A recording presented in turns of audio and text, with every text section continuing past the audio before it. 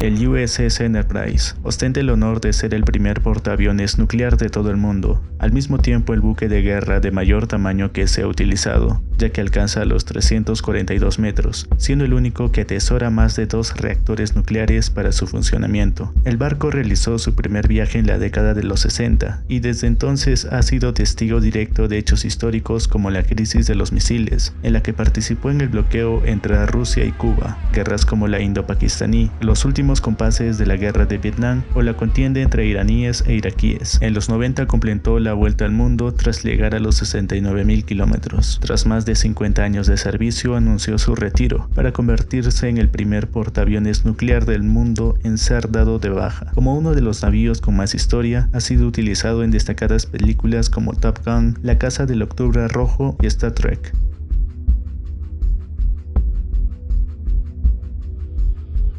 El USS Nautilus es el famoso y especial submarino creado por Julio Verne en su novela 20.000 leguas de viaje submarino. Es un submarino nuclear, siendo el tercero de la Armada estadounidense que fue bautizado con este mítico nombre. La diferencia con el resto es que tiene el privilegio de ser el primero de la historia con propulsión atómica y que logró atravesar de forma sumergida el Polo Norte antes que ningún otro navío. A comienzos de la década de los 50 fue cuando el Congreso de Estados Unidos apoyó el programa mediante el cual se construiría para la Armada estadounidense un submarino de 98 metros de largo y más de 3.000 toneladas de peso, dotado con propulsión nuclear y que recibiría el nombre de Nautilus. Su primera salida se llevaría a cabo en 1954. Una fecha destacada para esta embarcación fue aquel 4 de febrero de 1957, cuando alcanzó las 60.000 millas marinas, es decir, las 20.000 leguas que Julio Verne relata en su fantástica y célebre novela, haciendo realidad el sueño del autor. Un año después, el submarino hizo historia con la denominada Operación Sunshine, al sobrepasar el casquete del Polo Norte, siendo la primera embarcación en lograr tal hito. Desde 1982, el submarino Nautilus es declarado lugar histórico y ejerce como museo naval.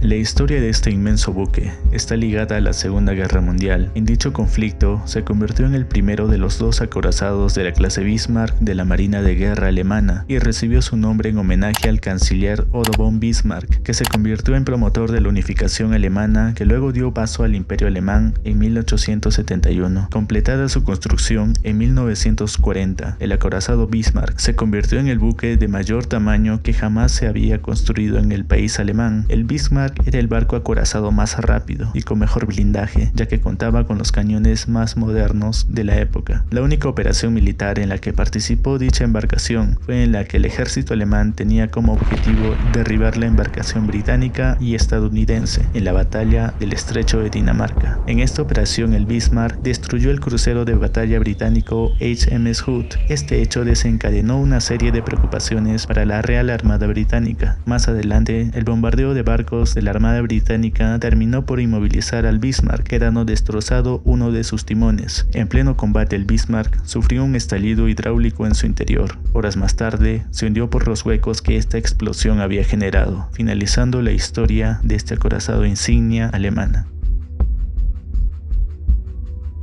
El Titanic era el transatlántico propiedad de la compañía británica White Star, de 882 metros de eslora y con capacidad para 2.500 pasajeros. Se hundió irremediablemente al chocar con un iceberg la fatídica noche del 14 de abril de 1912, en la que precisamente era su viaje inaugural que transcurriría de Inglaterra a Nueva York. La tragedia, una de las mayores de toda la historia de la humanidad y también una de las más recordadas, se hizo evidente con la cifra de fallecidos, más de 1.500 de los 2.223 pasajeros que viajaban a bordo. Entre ellos se incluían algunas de las personas con mayor poder económico en ese momento, como inmigrantes de varios países que buscaban una oportunidad en Norteamérica. Uno de los barcos más lujosos y con mayores comodidades, con un diseño de primer nivel que pese a ello no pudo salvarse del catastrófico hundimiento tras la colisión. El desastre se convirtió en global ante la indignación del resto del mundo, y con el paso del tiempo se afianzó una cultura popular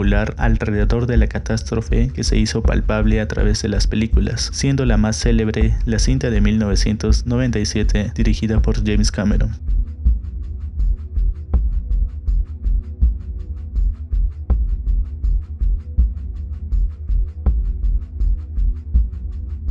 el barco por excelencia del famoso pirata Barbanegra, que hizo suyo al capturarlo en 1717, cuando todavía era un navío francés con el nombre de Concorde. La venganza de la reina Ana surcó los mares, sobre todo la costa occidental de África y el Caribe, atacando múltiples navíos de países como Inglaterra o Portugal durante sus travesías, y asaltando sin freno alguno las rutas marítimas de barcos encargados del suministro. Esta fragata, construida en Gran Bretaña en 1710, podía cargar con todo el peso de hasta 300 toneladas. Fue robada por los franceses para dedicarse al tráfico de esclavos, hasta que terminó en poder de Barbanegra. Si bien es cierto, el primer capitán que convirtió el navío en barco pirata fue Benjamin Hornigold, que además le añadió 20 cañones, pero tras su destitución, Edward Teach acabó asumiendo el mando, modificando su nombre y aumentando su cargamento con otros 20 cañones más. El buque terminó encallándose en un banco de arena cerca de la costa de Carolina del Norte, lo que obligó a Barbanegra a abandonar el navío,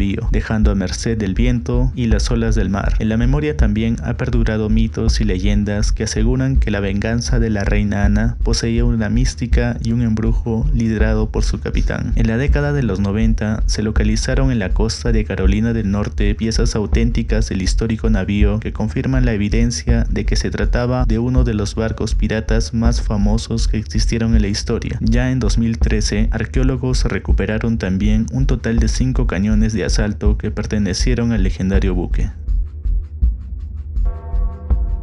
Las 3 carabelas con las que Cristóbal Colón descubrió el Nuevo Mundo son ya parte de la memoria de toda civilización, marcada por un hecho histórico que cambió el mundo en el que vivimos. El descubrimiento de América marcaría además el inicio de una época llena de exploraciones desde Europa en busca de nuevas tierras. Cristóbal Colón y su equipo partieron por mandato de los reyes católicos Isabel y Fernando de Castilla. Tras más de 2 meses de viaje, se toparon con la isla americana de Guananí el 12 de octubre, isla que creyeron erróneamente que pertenecía a la India, ya que ese era el destino principal al que buscaban llegar. De las 3 naves, 2 eran consideradas carabelas por su pequeño tamaño, ya que la Santa María era en realidad un barco, siendo la nave que capitaneaba la expedición y en la que viajaba Cristóbal Colón. La Pinta, a diferencia de la Santa María, construida a parecer en Galicia, tuvo su origen en los astilleros de Palos. Sus atributos náuticos fueron determinantes a la hora de ser una de las elegidas, principalmente por su velocidad de 11 nudos, siendo la misma que un carguero de la época actual. Por otro lado, en el puerto de Moguer fue construida la Niña, el último de los 3 navíos que se embarcó en el viaje iniciado en Palos.